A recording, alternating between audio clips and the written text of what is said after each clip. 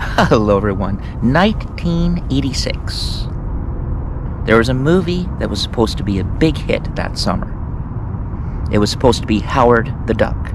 Now, Howard the Duck was in some comic books. Marvel, I believe, back in the day. So they decided to pull him into a theater world. And it bombed. People didn't like it. I can somewhat understand that because it was cheesy. It was kind of like Killer Clowns from Outer Space. So bad it's good, but bad or good, any way you want to put it. So if you've never seen Killer Clowns from Outer Space, check that out. That's a killer, and it's a lot of fun. Cheesy fun. And I think that's what they were going for Howard the Duck, because they had an actor play him, and he had an actual costume. No digital back in the 80s. No green screens, and they might have used some. But for special effects, it was mainly realism. The costume was real.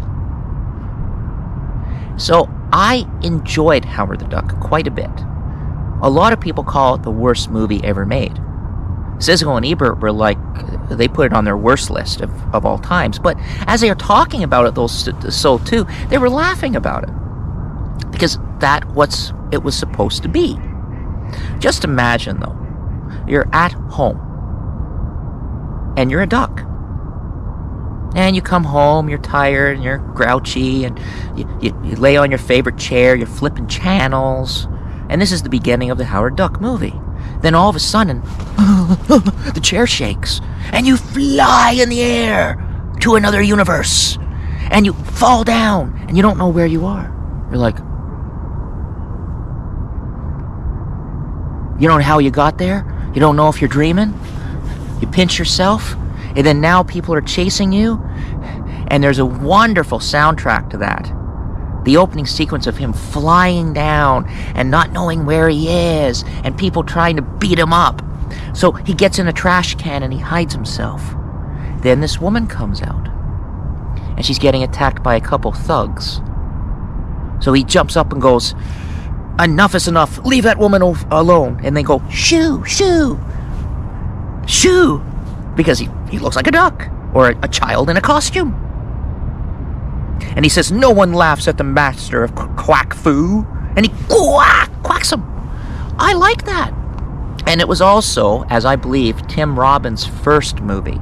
He might have been a few other things prior to Howard the Duck, but Tim Robbins is very young in this, and it's the only name that I actually that sticks out to me. Now, the other actress that was in it, she did Marty McFly's girlfriend in the first Back to the Future movie.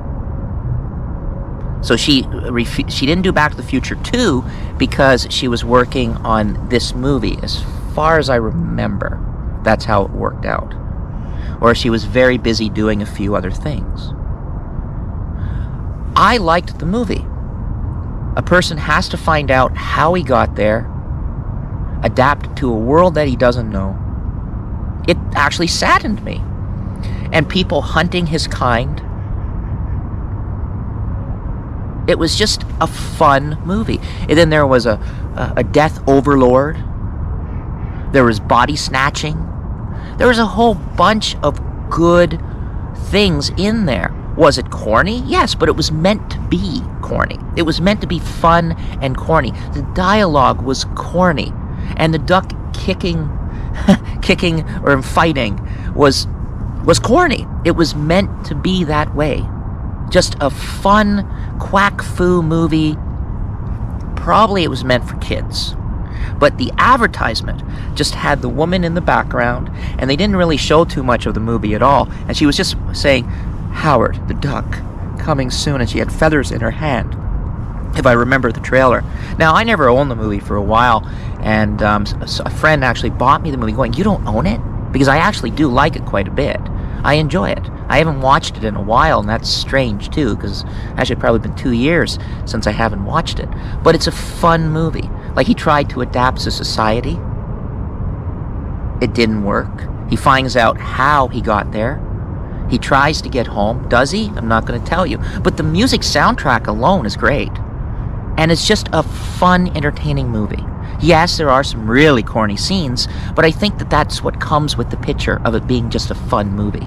Now, they tried to bring Howard the Duck back. I think in Guardian of the Galaxy, they had him in the background there playing cards, and they had him in Thor, I believe, and a few other Marvel movies, just as little things. So they're thinking of hopefully bringing him back, because he was a very popular comic book, and that's why they brought him to life in 1986, unless I'm wrong on the year.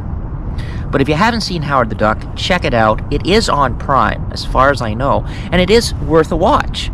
And if you like it, great. If you don't like it, some people say it's completely a waste of my time. I'll never watch a movie that is rated that low. Well, how do you know you like a movie unless you watch it? How do you know you actually like a movie, even so other people don't?